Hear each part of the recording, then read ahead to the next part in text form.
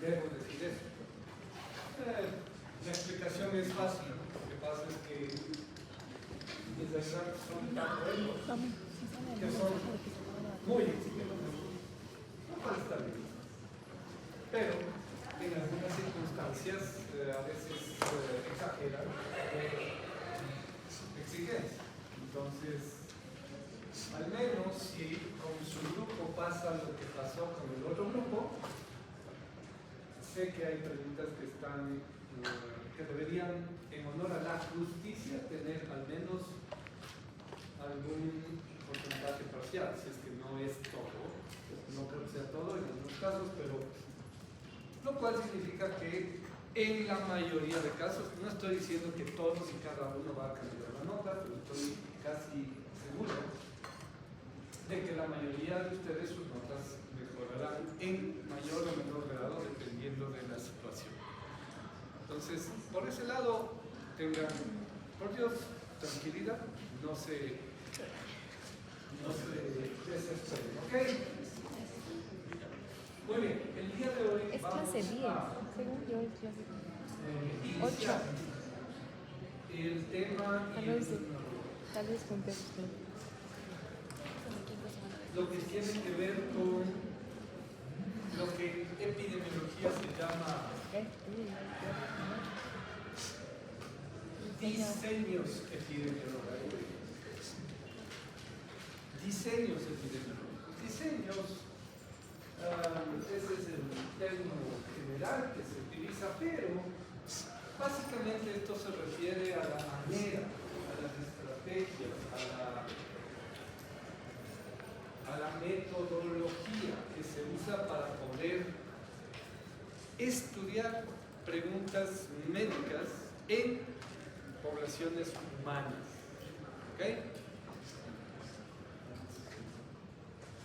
Ustedes saben que la investigación tiene muchas facetas, o sea, no de golpe vamos a trabajar directamente en humanos. Por lo general, cualquier tema, cualquier situación, cualquier sospecha terapéutica, diagnóstica, tiene que ver o inicia por experimentación básica, ¿cierto? Entonces, estudios in vitro, estudios a nivel laboratorial, estudios en animales, modelos animales, lo cual no es territorio de la epidemiología clínica. Pues eso no vemos, no analizamos, no nos dedicamos a eso en este curso. Si es que la situación a nivel básica,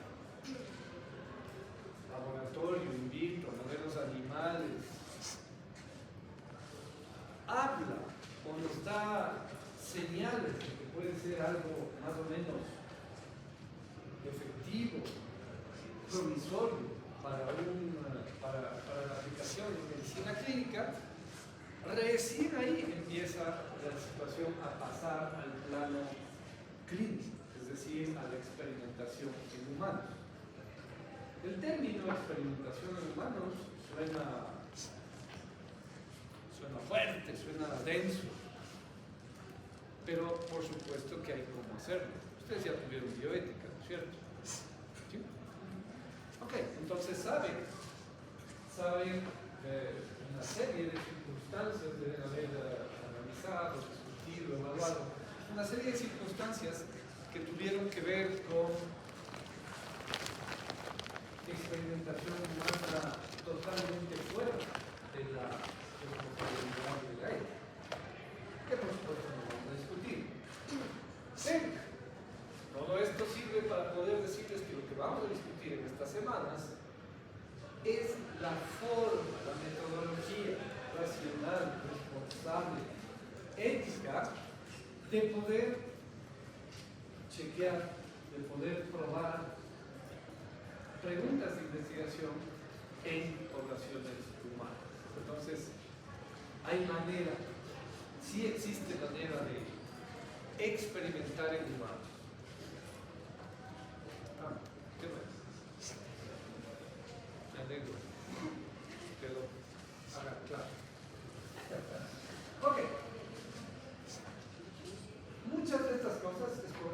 ustedes hayan oído. Algunas no serán nuevas, pero otras probablemente van a ser situaciones que, no sé, tal vez en otras circunstancias ustedes ya usaron esta nomenclatura o algo. No importa, pero obviamente vamos a empezar de cero. A ver, lo primero que hay que saber en relación a diseños, a ver, eso también es una cosa que debemos explicar. Esta parte de la epidemiología es bastante teórica, Por eso no me gusta el análisis, la interpretación, lo que significa, Pero a lo mejor, puede ser que esta parte a algunos de ustedes les resulte más entretenida, dependiendo de sus capacidades. O sea, hay gente que tiene más facilidad para lo teórico, memorístico. Todos somos diferentes, así que a final de cuentas es diferente. Claro, si ustedes piensan que en esta sección va a seguir habiendo cálculos y cosas de esas, puede ser que sí haya un poco, pero no es el corazón de esta parte. El corazón de esta parte tiene que ver sobre todo con la finalidad de esta semana. Va a ser que ustedes primero sepan diferenciar, que sepan encontrar las diferencias entre los diferentes tipos de estudios en humanidad. No son muchos, de manera que tampoco es nada tan complicado. Las principales diferencias, que sepan reconocer, o sea, cuando alguien les diga o lean un paper en el que diga se tomaron tantas personas de esta forma, se les analizó de esta manera, las pruebas se tomaron así, asado y cocinado, ustedes digan, están haciendo un estudio de este tipo. Entonces, reconocer es importante. Hay que saber reconocer, pero saber el uso, es decir, para qué se usa cada uno de los diseños, porque si bien todos pueden más o menos responder las mismas preguntas, ustedes van a ver que si yo quiero estudiar, por ejemplo, prevalencia, lo ideal es usar un tipo de diseño.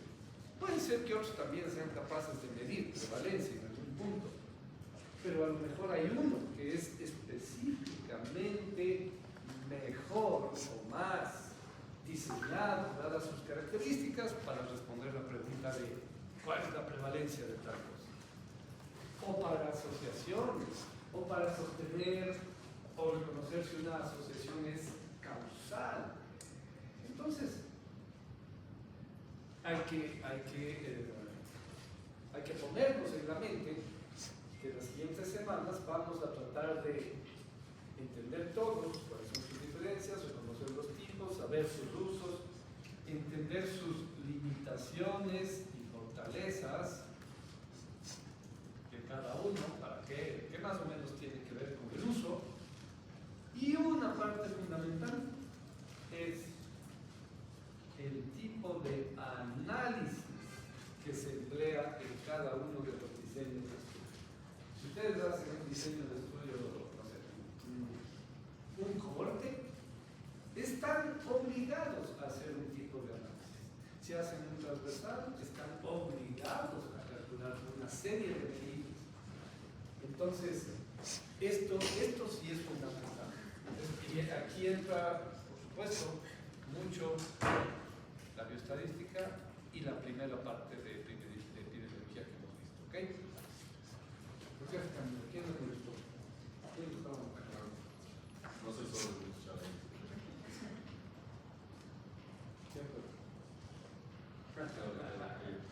¿Qué le digo? No quiero risas. No puedo decir. Está bien. Vísperas de 14. Bueno. Vamos por aquí. ¿Quién puede decir nada? Sí, voy a decir. Yo voy a estar. Yo estoy pendiente. Por favor. Ok, muy bien. Nada. Muy bien. ¿Qué más?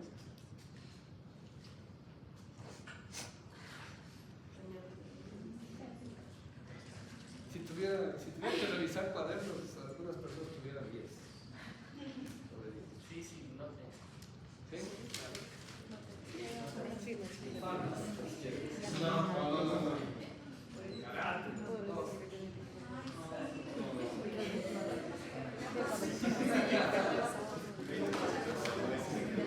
Ok. Muy bien.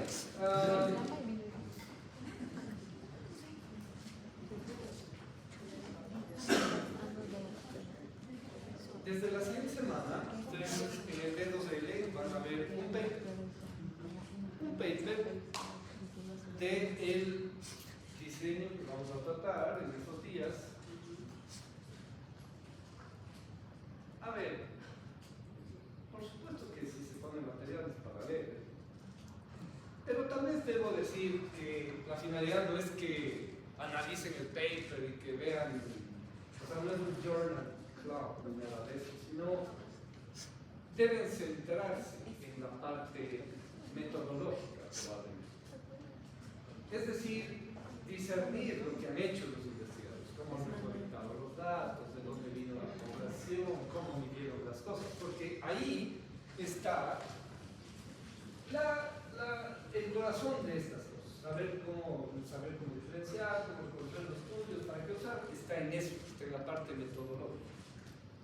Claro que habrá que darse cuenta un poco ya ven que ustedes tienen que ver 3.000 cosas y ahora tienen que ver un paper más, podría haber un chiquito, así nomás un suavito, interesante.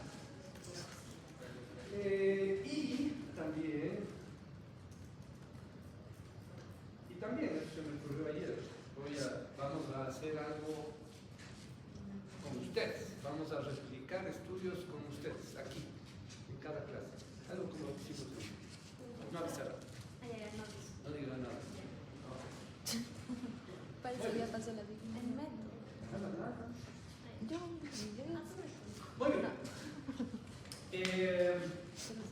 Ok, siempre, obviamente, hay que empezar por la clasificación de los estudios epidemiológicos, diseños de estudios epidemiológicos. Cuando uno quiere clasificar estudios epidemiológicos, tiene que mencionar el criterio de clasificación que usa. Es decir, uno puede clasificar a los diseños epidemiológicos en varios, dependiendo de la perspectiva que se utiliza. Entonces, lo bueno es que no son muchos. Pues vamos a empezar por lo siguiente. Ustedes, estoy seguro que deben haber escuchado de estudios que miden solo un parámetro. Un parámetro que entre nosotros podríamos decir que están interesados en una sola cosa. No iban a decir así, pero yo les digo así para entenderlo. Es como decir, alguien puede querer saber cosas como ¿cuál es la prevalencia de diabetes en Cumbayá? ¿Cuál es ahí la pregunta, la finalidad de investigación? Conocer la prevalencia, conocer cuánta frecuencia de diabetes hay en una población. Punto. Fíjense que en esa pregunta no existe la situación de quiero saber si es que el vivir en Cumbayá hace que haya más diabetes que los que viven en no sé, la región vial. Si ven que ahí, por supuesto, en el primer caso, solo estoy interesado en una cosa, que es la prevalencia, punto. La prevalencia de diabetes en Cumbayá, se acabó el día. Pero en el siguiente caso que puse es, quiero saber si hay asociación entre el barrio y la frecuencia de diabetes. Entonces ahí ya la pregunta es diferente, ya no es una sola cosa, ¿cierto? Ya aparecen al menos dos variables. Muy bien, entonces, la primera clasificación tiene que ver con que si uno quiere estudiar un solo parámetro, aquí tenemos una cosa, solo uno. Otro ejemplo podría ser, quiero saber el promedio de visitas que hacen las mujeres embarazadas a los centros de salud en Cumayá.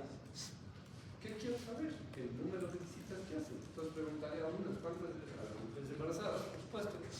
¿Cuántas veces ha venido al centro de salud? ¿Qué tiempo de embarazo tiene? Ok, esta persona vino 4, hasta 5, etc. Y la conclusión será, en promedio, las mujeres embarazadas vienen 5 veces al centro de salud. Punto. Se acabó el libro. Quiero saber un solo parámetro, que puede ser un porcentaje, puede ser un promedio, puede ser algo cuantitativo, cualitativo. El segundo es que yo esté interesado en descubrir o estudiar una asociación.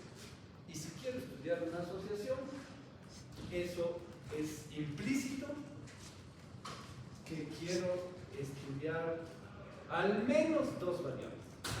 Por lo tanto, al menos 2 cosas. La asociación entre el lugar de residencia y diabetes, la asociación entre el uso de lentes y conjuntivitis, la asociación entre el uso de dispositivos electrónicos y el aprendizaje de la epidemiología. Entonces ahí, recuerden que cuando quiero establecer asociaciones, la única estrategia es comparar los grupos. Si quiero saber si el uso de dispositivos electrónicos en clase de epidemiología está asociado con un mejor rendimiento académico de la materia, pues tendrá que comparar los que utilizan con los que no utilizan. Que el rendimiento académico de los unos de los otros, ya como mira, ya es otro asunto.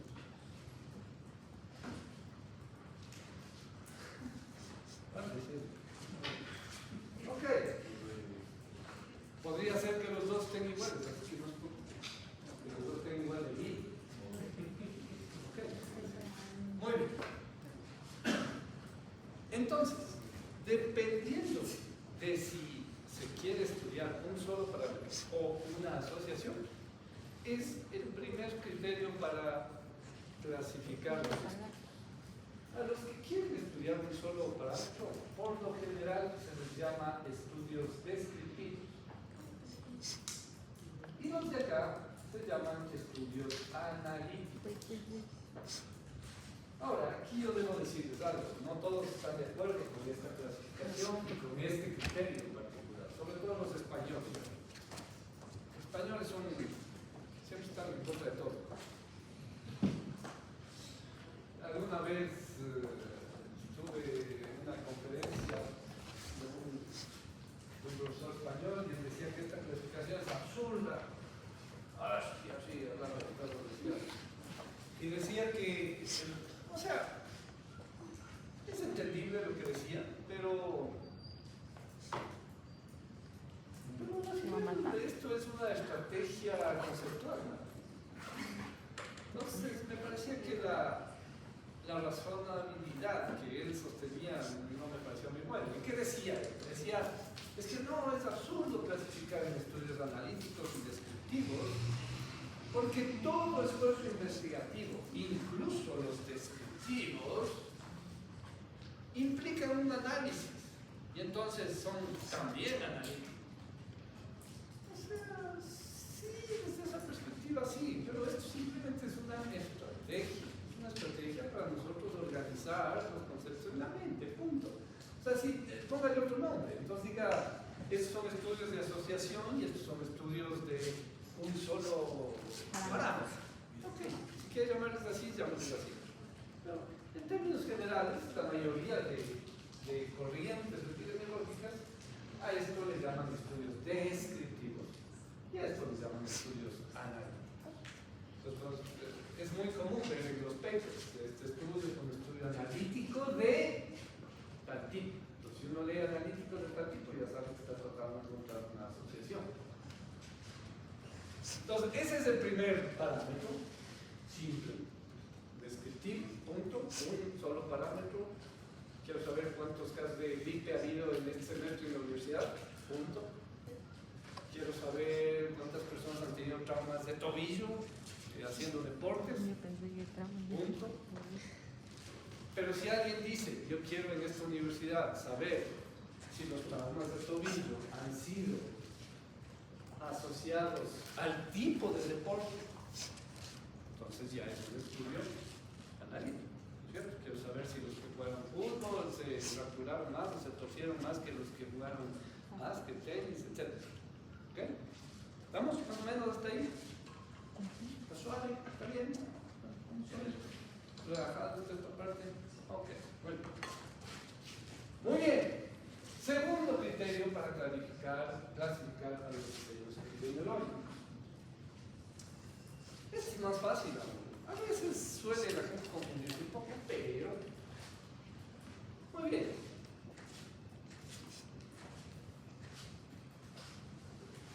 Aquí viene un poco cuando las cosas empiezan a separarse, porque el criterio que voy a hablar ahorita aplica sobre todo a estudios analíticos, o sea, a aquellos que quieren buscar asociación. No tanto a los descriptivos, y ya van a ver por qué. El segundo criterio se basa en la forma, la manera, la estrategia que se utiliza en el estudio para analizar la variable independiente o exposición. Repito. Entonces, si hablo de variable independiente o exposición, el estudio será ¿de qué tipo? Analítico, porque tiene que haber la dependiente entonces, ¿cierto? Entonces, en un estudio analítico, por supuesto va a haber la variable independiente, la variable dependiente, que casi siempre queremos saber si esta depende de esta. En términos epidemiológicos, exposición y evento, ¿no es cierto? Exposición, outcome. Ok. Quiero saber si el tabaco está asociado al cáncer, quiero saber si utilizar lentes suaves está asociado con conjuntivitis, quiero saber si la edad está asociada con aterosclerosis. Ok. Entonces, variable independiente dependiente. ¿Qué he dicho yo? Que el segundo criterio es la forma en la que la investigación mide, trata a la variable independiente o exposición.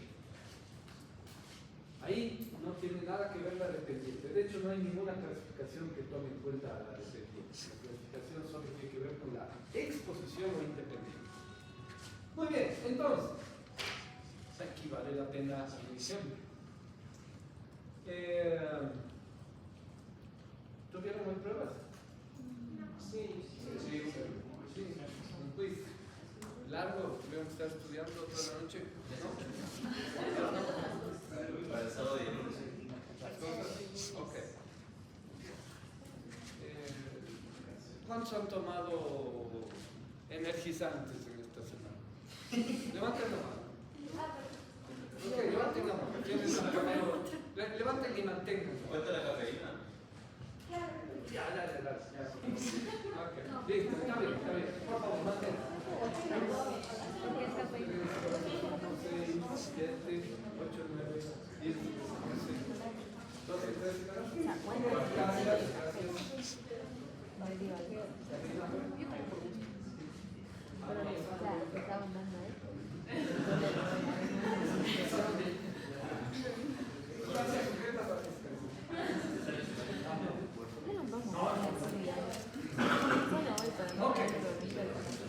Muy bien. ¿Qué he hecho yo en este instante? He preguntado y contado cuántas personas tomaron energizantes. Sí, unas cuantas levantaron y las he registrado ya.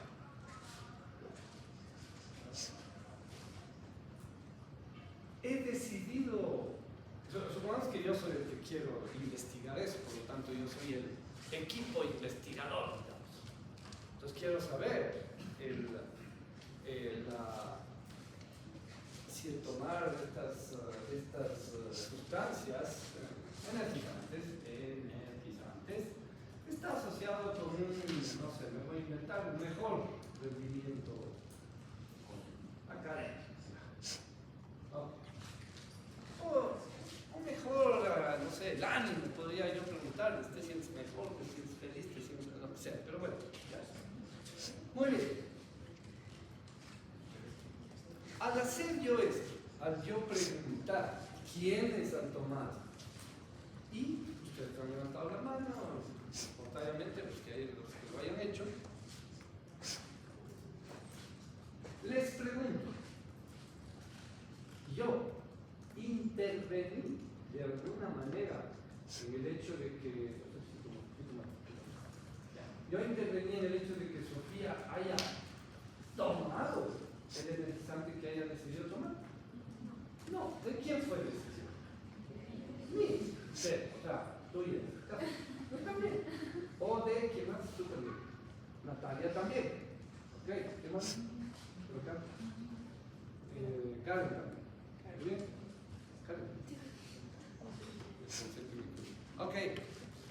Ha sido decisión de ellas y de cada uno de los que alzaron la mano el tomar la bebida energizante.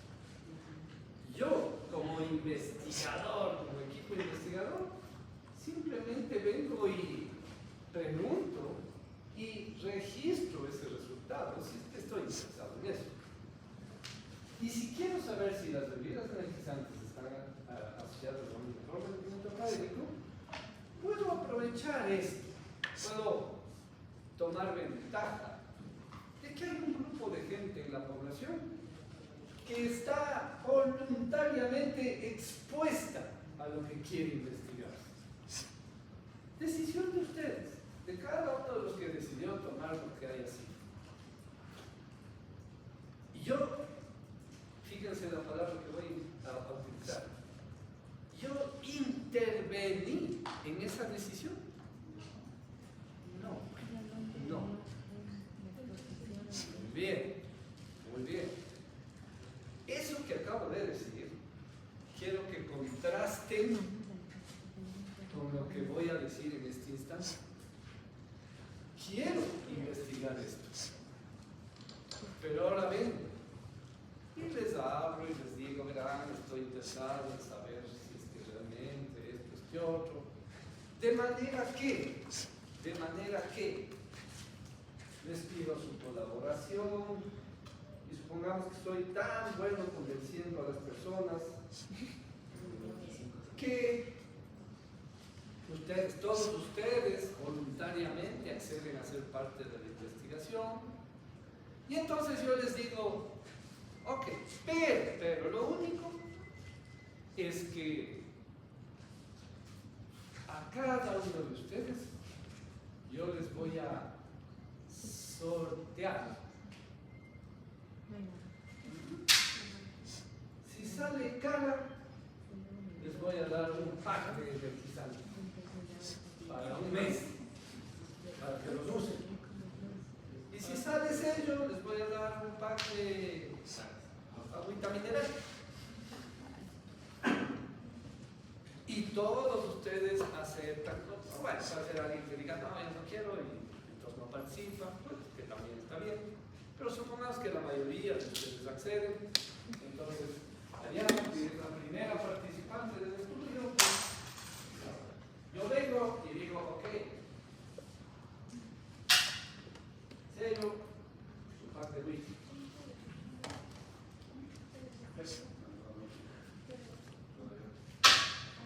Sello, su pack de whisky.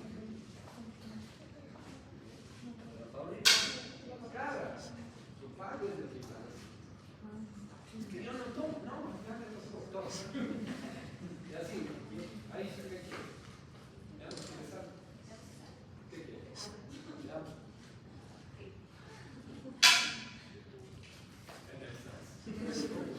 Ok, y así, con cada uno de ustedes, yo utilizo una estrategia diseñada por mí. En este caso la moneda, puede ser otro. Podría ser que abra esta computadora y ponga sus nombres o sus códigos en una lista y le digo a un programa, elíjame la mitad, y entonces a la mitad les doy energizantes y a la otra mitad la mitad mineral. ¿Con qué finalidad? Con la finalidad de saber si los que toman energizante tienen un mejor rendimiento académico que aquellos que toman solo agüita mineral. La pregunta es la misma. Pero ¿cuál es la diferencia ahora? ¿Qué diferencia hay entre yo venir y decir, por favor, me pueden decir quiénes toman energizantes? Y yo les registro y les investigo algunas cosas. O esto, en el que yo sorteo o hago alguna estrategia aleatoria para yo decidir quién toma energizantes y quién no. ¿Cuál es la diferencia entre esos dos approaches? Ok. ¿En cuál estoy interviniendo? En el uno, claramente, el equipo de investigación, alguien en la oficina o un grupo, diseña una estrategia, la que sea, con la finalidad de que la decisión de quién recibe y quién no recibe la exposición recae en el grupo investigador, en la persona que está desarrollando la investigación. Si es que se hace eso, el estudio se va a llamar, si es que la exposición está determinada por una estrategia utilizada por el equipo que investiga, entonces esto es un estudio de intervención o experimental, es lo mismo. De intervención o experimental. Pero si el equipo que diseña, hace la metodología y está a cargo de la investigación, no asigna la exposición, sino que aprovecha que hay un grupo de ustedes que usan energizantes y otros no. Si es que eso se hace, o sea, si es que no se interviene, si no se interviene activamente en que el equipo decida quién toma y quién no toma, o quién se expone y quién no se expone, ¿cómo se llama este estudio? ¿Cómo le van a llamar? ¿Alguien ha oído? ¿Perdón? Observacional. Muy bien. Estudio de observación observacional. ¿Y por qué se llama así? Porque sí, remeda esta situación de que en el primer caso yo solamente estoy aquí de puro mirón, observando quiénes ingieren y quiénes no ingieren bebidas, por lo tanto quiénes están expuestos y quiénes no están expuestos por decisión propia de ustedes. Yo no he decidido si toman o no toman, no, ustedes toman. Pero yo voy a aprovechar eso, que hay un grupo de ustedes que toman y un grupo de ustedes que no toman. Entonces, el criterio es en base a cómo se maneja la variable exposición, la variable independiente. Los estudios se clasifican en estudios de intervención o experimentales, cuando la decisión de quién está expuesto y quién no está expuesto recae en una estrategia del investigador, del grupo investigador, la que sea. Y la otra es en la que el investigador no hace eso, no interviene en esa situación, sino que simplemente utiliza que hay un grupo de gente expuesta y un grupo de gente no expuesta, como siempre pasa en la vida, ¿no es cierto? ¿Okay? Ahora que estamos en el 14 de febrero, podría ser bueno. Los que están enamorados, veamos si fue mejor en la última prueba que los que no están enamorados. Me fue excelente. ¿Haremos No un estoy estudio enamorada. de intervención para eso? Los no enamorados nos va mejor. Ahí está, no sé, puede ser. Sí. A los que no O le voy a decir decir a la Cami, no, es que tiene que tener un novio para poder hacer el estudio. Dios no lo escuche. Exactamente. ¿Estamos de acuerdo? No. Ok. No, pues no. Ok, muy bien. Está claro, está bien. Luego se quedan siempre. Cuando a mí me explicaron esto, jamás me quedó claro. Tuve un profe de epidemiología que era un viejito. Viejito era la novia palabra, me parecía en la abuelita de todo el mundo. Llegaba así con bastón. O sea, en realidad viejo, sí me dio. Era manaba. ¿Hay manabas por aquí? Mare. Le de conocer. Que allá la mitad creo que son. No.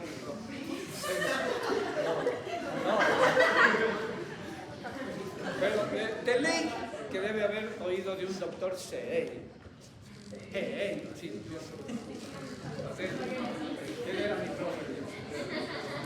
Entonces yo nunca le entendí. De hecho, recién llegué a entender esto cuando me tocó participar en un estudio de intervención hace algunos años.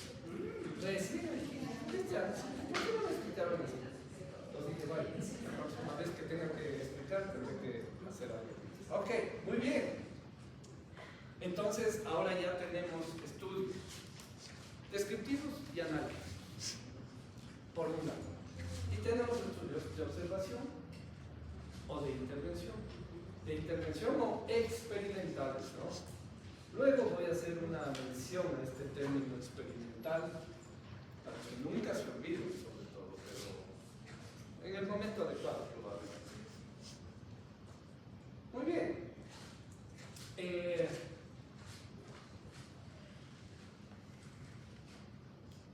Casi todos los estudios descriptivos, prácticamente la totalidad de estudios descriptivos, son observacionales.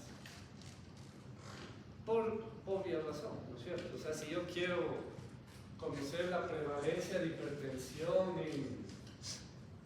en la gente que acude al centro de salud de Cumbaya, no se me va a ocurrir a mí pues asignarle quién es y quién no es hipertenso. Entonces tengo que buscar quiénes son hipertensos porque la vida les ha dado eso y tienen hipertensión. O sea, es observacional, no hay a dónde irse. Bien.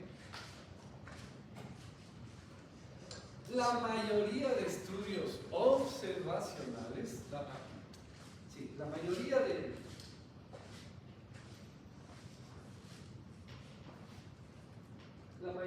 estudios observacionales,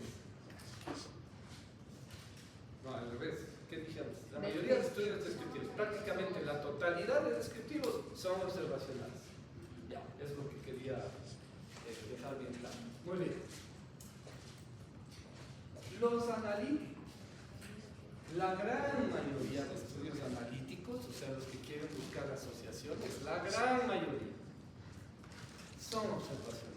La mayoría, no sé, un 95% de todo lo escrito en epidemiología, en términos de estudios analíticos, son observacionales. Alguien tal vez puede empezar a dilucidar por qué habrá tan pocos estudios de intervención, solo por lo poco que hemos dicho. Yo sé que falta luego explicar cada uno de estos estudios, pero ¿alguien podría imaginar cómo está eso?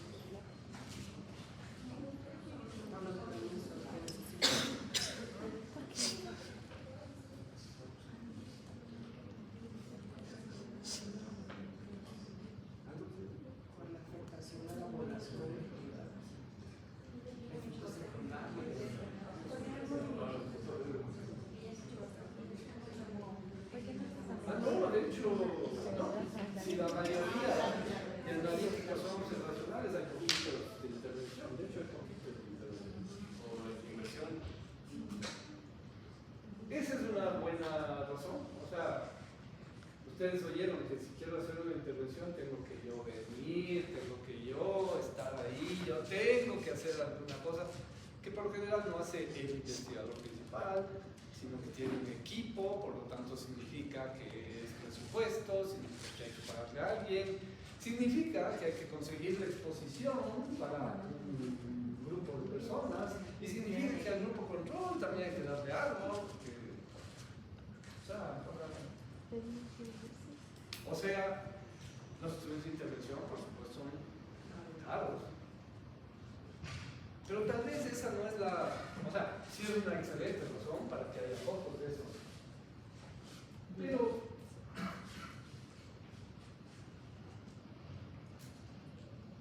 ustedes en el año 83 no existían. Es que si no estamos hablando de enfermedades, entonces no es como a quién sí le voy a dar la enfermedad y a quién no. O sea, a quién mata y a quién no. Siempre y cuando la enfermedad sea de exposición. Ajá.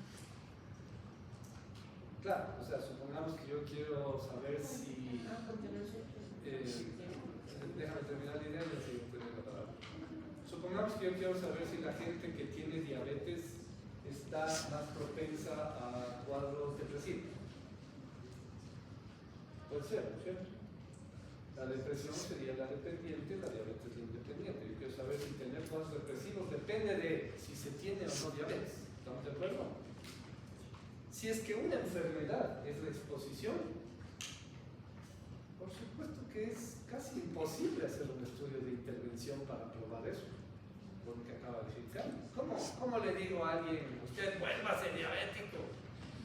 Le voy a, no sé, le voy a dar una sobrecarga de glucosa, le voy a dar inhibidores de esto para bloquearle al páncreas. No, o sea, absurdo, antiético, irresponsable, ¿no es cierto?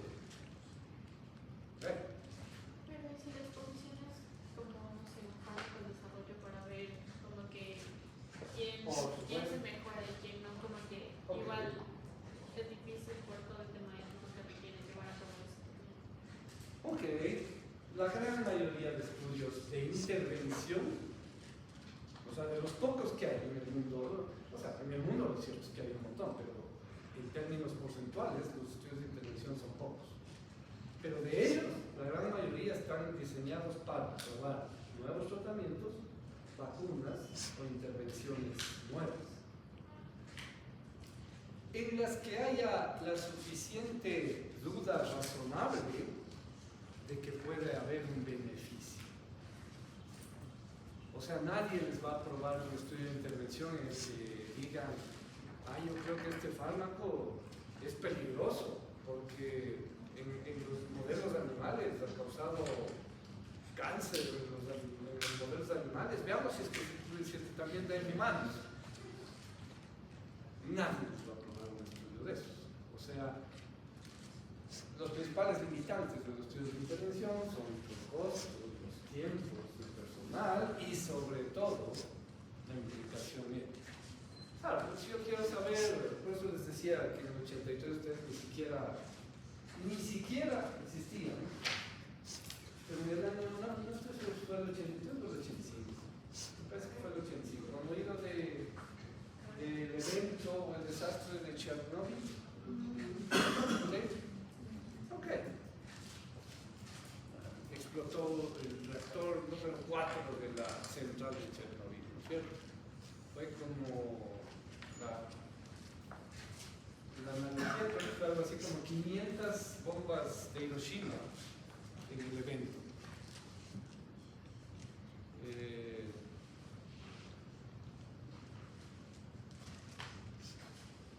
Todavía existe eso. Aquí debe estar, por aquí debe estar un átomo de uranio de Chernobyl volando por aquí.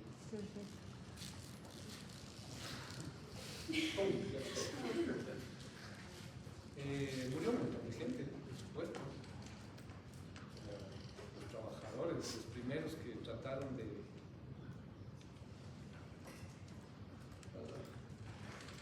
Eso fue la antigua Unión Soviética, ¿no? O sea, ustedes tampoco conocieron la Unión Soviética en términos políticos, pero en esos años todo era tan complicado que la Unión Soviética quiso ocultar el asunto.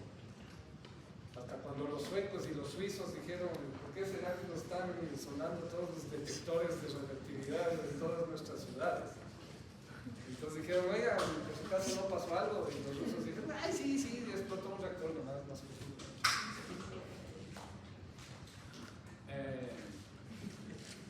la cuestión es que, ¿por qué les contaba esto? Porque ¿a qué está asociado la exposición a dosis radioactivas como esas? Cáncer, leucemia, una serie de cosas, ¿no? De problemas plásticos sobre todo. ¿Por qué sabemos eso? Por estudios observacionales, porque tuvimos la mala suerte de tener esas experiencias. Tuvimos la mala suerte de que alguien se le ocurra botar bombas atómicas sobre ciudades llenas de civiles. ¿Será que queremos ahora saber si es que la radiación ionizante causa algo? A ver, ¿qué tal? Sorteemos las ciudades de Ecuador, botemos en unas 3 una bomba y en otras botamos bombitas de agua. No, no se puede, ¿no es cierto? Entonces, creo que queda clara la limitación de los estudios de intervención. Está clara la diferencia. ¿Ok? Muy bien. Por supuesto, las siguientes semanas nos meteremos aquí, porque aquí, en los estudios observacionales, hay varios tipos de diseños. Ahí están los que nombraste, esos cortes, casos controles, todos esos están aquí. Y por supuesto iremos viendo de cada uno. Muy bien. Entonces, ya tenemos las dos formas en las que se clasifican a los estudios. Ahora voy a decirles simplemente, de manera muy general, solo los nombres, porque no son unos. Diseños epidemiológicos. Pongamos acá recuerdos de intervención, los de intervención y los de observación u observacionales. Okay. Recuerden que estos también se llaman experimentales. Muy bien. Deben haber oído ustedes estas siglas.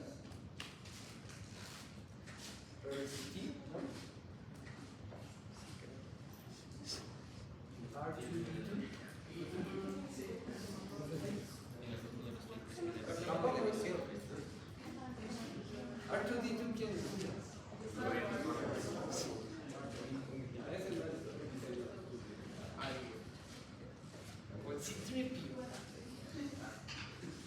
Ese es el problema. Ok. RCT son las siglas de Randomized Control Trial, o sea, es un estudio controlado aleatorizado. Ese es como la panacea de los estudios de intervención. Randomized Control Trial, o los trials, les dicen ahí. El RCT, ese es como el... Y pare de contar, porque después de eso no hay mucho, ¿eh? O sea, por ahí hay uno que les llaman cuasi experimental, que luego hablaremos, pero a mí no me gusta ponerlo porque se confunde. Pero sí hay varios estudios observacionales, no son muchos, no bueno. Entonces, los estudios observacionales, aquellos que no, que la variable independiente no se interviene en la asignación, sino que está ahí y se aprovecha el hecho de que hay gente expuesta y gente no expuesta. El primero de ellos es el estudio transversal, que es una traducción un poco rara del término cross-sectional. No sé si es que no, a mí como que no me suena bien. Así se le traduce, así que es transversal. Transversal significa algo, no sé, siempre me gusta hacer la analogía con el pan baguette cuando ustedes hacen el sándwich, ¿no es cierto? Entonces cogen el pan baguette y ¿qué parte es la más chévere de hacer el pan? ¿Los extremos o el centro? Ok, hacen un corte transversal y sacan pedazos de pan, ¿cierto? Algo así es este estudio, por eso le dice transversal, pero luego veremos los detalles. Muy bien, tenemos estudios casos control. de casos y controles, o caso control. Caso control o caso control. También es un estudio observacional. ¿Qué pasa? ¿Preguntas? No. O sea, justo le estaba diciendo que bastantes preguntas del AMUS para el examen son específicas. No, por eso. Muy bien. Estudios de cohortes. Cohortes, con H intermedio. Cohortes, ¿no? Tengan cuidado. Hay gente que dice que a este de acá, tratando de hacer la traducción literal, me imagino, quiere decir estudio de corte transversal. Pero si utilizan ese término, el término es corte, así como cortar la palanqueta de baguette. Para cortar la palanqueta de baguette hacen un corte, no hacen un cohorte. Ese es un error bien común. La gente escribe los proyectos, ya saben que a mí me llegan los proyectos para revisar, sobre todo los de bioética, y entonces me parto de la risa cuando leo diseño del estudio de cohorte transversal. Eso no existe. O sea, no existe un estudio de cohorte transversal, no. Lo que existe es un estudio de corte transversal, si quieren decirle así, cuando el nombre real sería estudio transversal, punto. Corte transversal, quizás alguien que quiere traducir literalmente esto, pero bueno. Entonces no existe el estudio de cohorte transversal, eso no existe, eso es una Invención. es el término, es una Invención. aberración epidemiológica. Esto no hay manera. ¿Perdón? ¿Una falacia?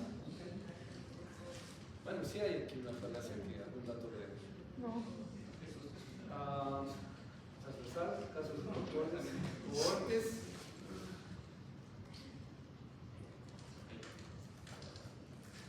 Y el estudio ecológico, no hay más. Esos son todos los estudios observacionales que existen en la epidemiología. Desbloqueado en mi chat. Así me. Quizás con lo que debo concluir esta clase es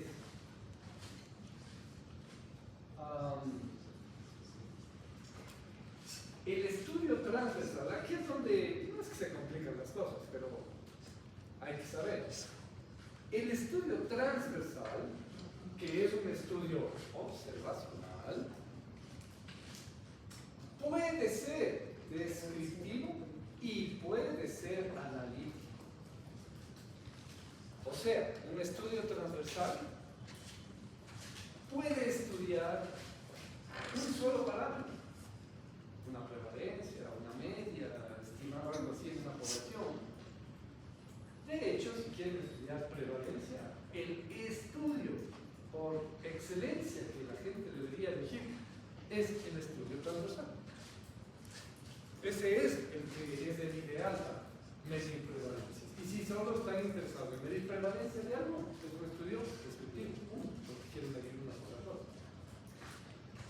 Pero el estudio transversal también podría encontrar asociaciones. Ya vamos a ver luego cómo, ¿no? O sea, ahorita solo descanso toda la información. Pero el estudio transversal también puede ser analítico. También puede ser analítico. Ya van a ver por qué. Los estudios de casos y controles son única y exclusivamente analíticos. No hay estudios de casos y controles descriptivos. Lo que hay es algo que se han de haber oído por ahí, una cosa que se llama case studies, o serie de casos, que en lo personal pienso que no sirven para nada. Gracias. Pero existe. Y un montón de gente reporta. O reporte de caso, han oído eso, ¿verdad?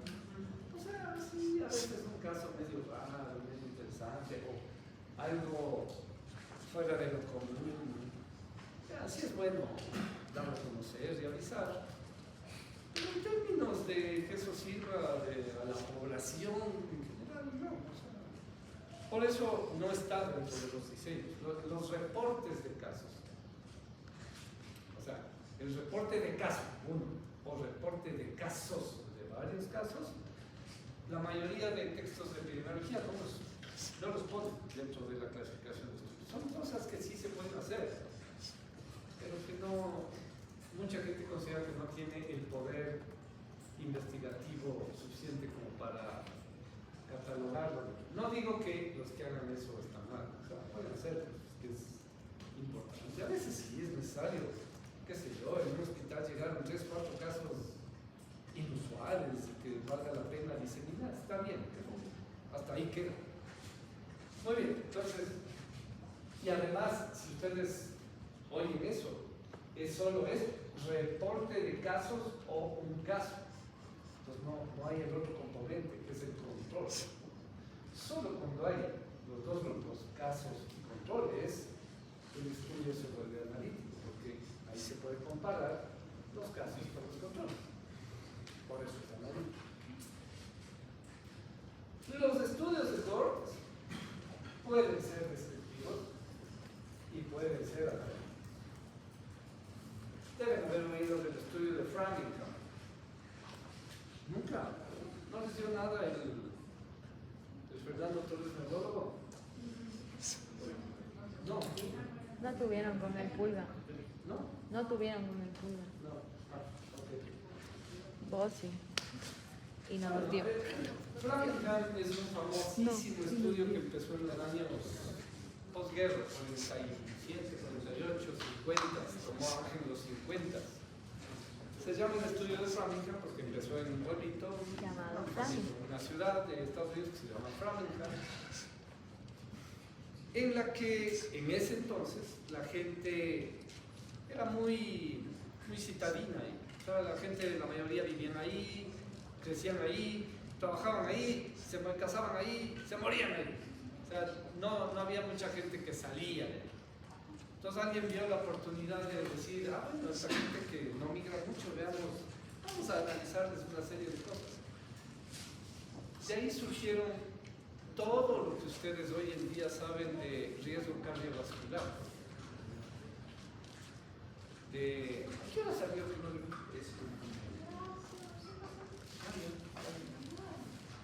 no usa teléfono? Entonces, claro, la gente empezó, un grupo de investigadores empezó a ver a esta población media cautiva, o sea que no se movía mucho hacia afuera, les midió, les pesó, les empezó a tomar la presión y empezó a ver que los que tenían más sobrepeso tenían más eventos de hipertensión y luego tenían más ataques cardíacos. De ahí surge todo lo que ahorita, de hecho hay gente que está ahorita cuestionando, porque dicen que todo lo que sabemos de riesgo cardiovascular está hacia una población que es muy diferente del resto del mundo. Pero bueno, eso ya es otro tema. Bien, lo curioso es que los investigadores originales y los participantes originales ya se murieron, la mayoría. Y ahora están los alumnos de esos investigadores principales, siguen el estudio. O sea, la cohorte de Framingham lleva ya más de 60 años y se siguen haciendo investigaciones con esa población. Y es descriptivo porque solo lo que empezó primero así es a describir cositas así como el peso, la talla, la edad, y luego fue reuniendo y analizando cosas, pero tomó, o sea, inició como un cohorte descriptivo. Ustedes son una cohorte. O sea, ustedes entraron, la mayoría, ¿a qué año a la universidad? 21, 22, 22. 22, ok, entonces son la cohorte 22. No. ¿Sí o no? Ok, entonces, así es. Y uno podría describir cosas en la cohorte 22, cuántos hombres, cuántas mujeres, cuántos pasan el año, cuántos Se van a cambiar. ya aprobaron el NBM, cuánto esto, cuánto este otro. Okay. O sea, estamos describiendo cosas, ¿no es cierto? Cohortes descriptivos. Okay. Pero también hay cohortes analíticos. Y los etológicos, esto sí tengo que decirles solo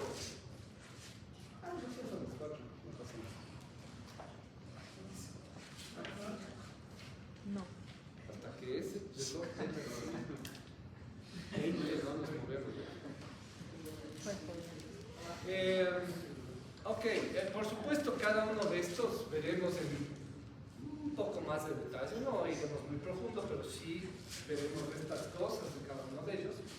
Lo único que debo decir del ecológico es que es un tipo particular de estudio, diferente a estos tres. Ahorita probablemente no tiene mucho sentido lo que voy a decir, pero tengo que decirles y luego, cuando lleguemos a eso, lo explicaremos. Pero el estudio ecológico es un estudio que basa sus datos a nivel de población, a nivel poblacional o en grupos. En cambio, todos estos de acá, los datos están recolectados a nivel individual. Eso ahorita yo sé que no tiene sentido para ustedes, pero lo tendrá en un poco más de tiempo. Ok, creo que puedo dar solo un ejemplo para que nos queden y con eso terminar la clase.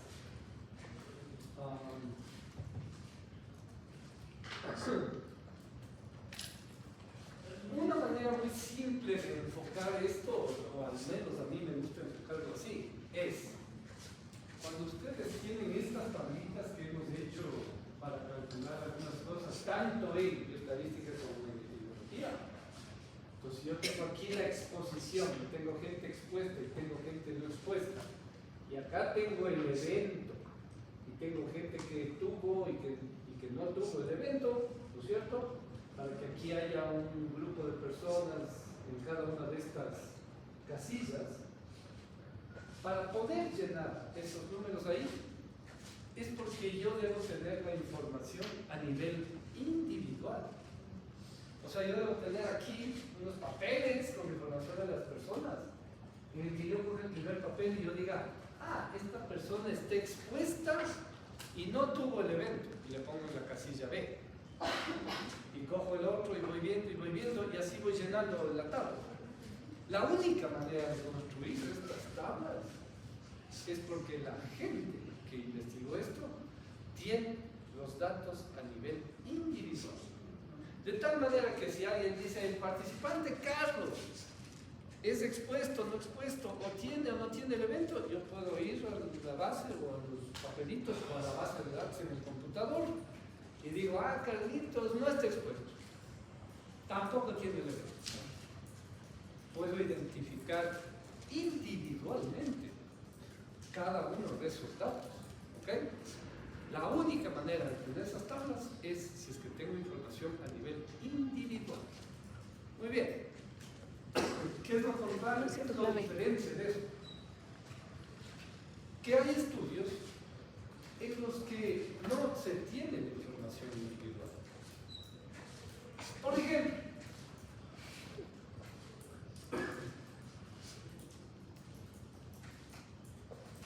lo que pasó el domingo. Prácticamente 44% por el un candidato, 44% por el otro candidato. ¿No es cierto? Y los otros, ¿no? Ya, pero hasta ni el perro no se pone. Ya. Si yo, todos tenemos esa información, ¿no es cierto? Ya tenemos en las noticias, la misma noche, ya vimos ahí. 44 en uno, 44 en otro. Si yo salgo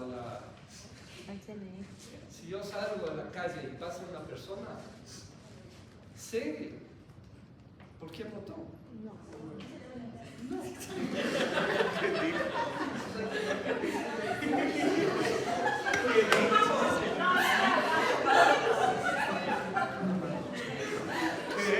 Mándela de la clase. Ok. No sé.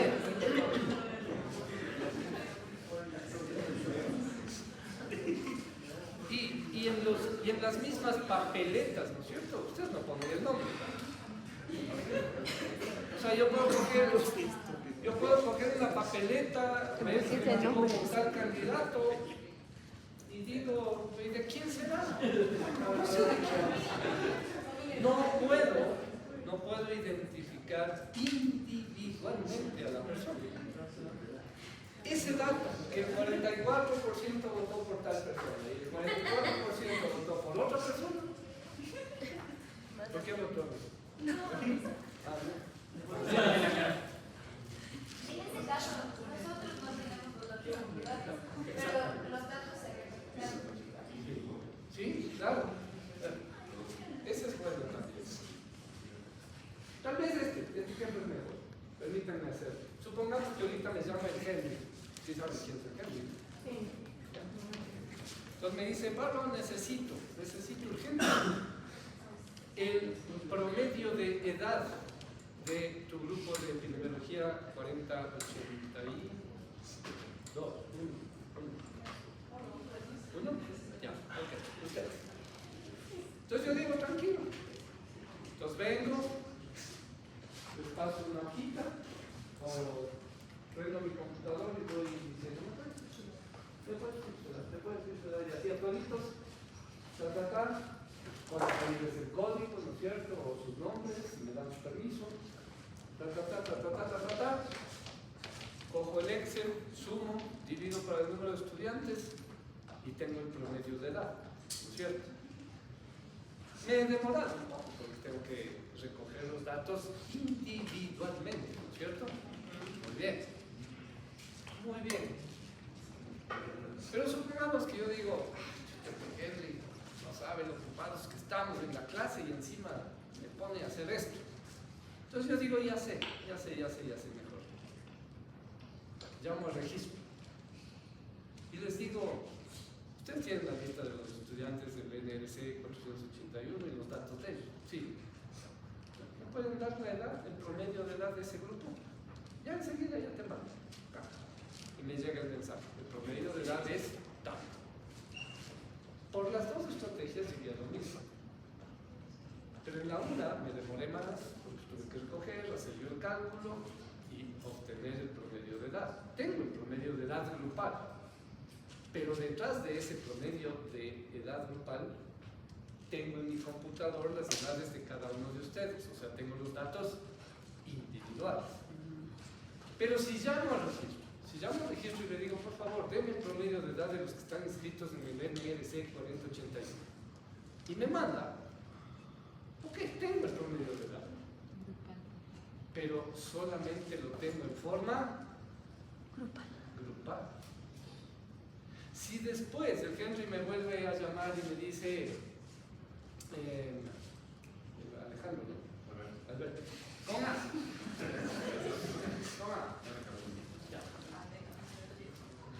Me llama y me dice, pero necesito la edad de Alberto. Y yo solo tengo el dato grupal que me dio registro. ¿Puedo darle la edad de él? No. Pero si hubiera hecho la recolección individual, le digo, ahí un ratito, me meto a la computadora, Alberto ya, tiene 48 años. ¿No tienes? No parezco. Ok. Más o menos, ¿se nota la diferencia entre datos individuales y grupales? O sea, y si ustedes entran al INEC, al Ecuador en cifras, creo que se llama ahora la página, ¿no es cierto? Y dicen, ¿cuánta gente tiene internet en el Ecuador? No sé, no me acuerdo, alguna vez vi que era el 50, el 52, algo así. 52% tienen internet. Ok, dato grupal. ¿Sé si Juanito Páez tiene internet? No, solo sé que el 52% tiene internet. Sé que Juanito Páez tiene un 52% de probabilidades de tener internet. Pero no sé si tiene.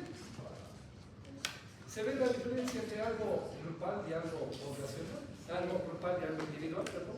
Sí. Ok, eso por supuesto iremos en detalle. Y esto es lo que nos tomará unas cuantas clases.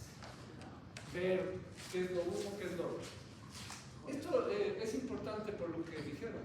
En el NBM les preguntan un montón de eso. Les dicen, un estudio quiso responder tal pregunta e hizo tal cosa.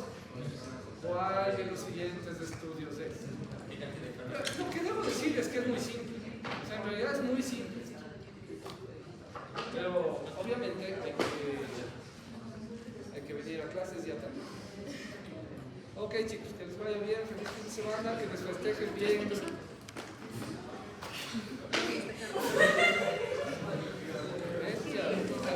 Ya.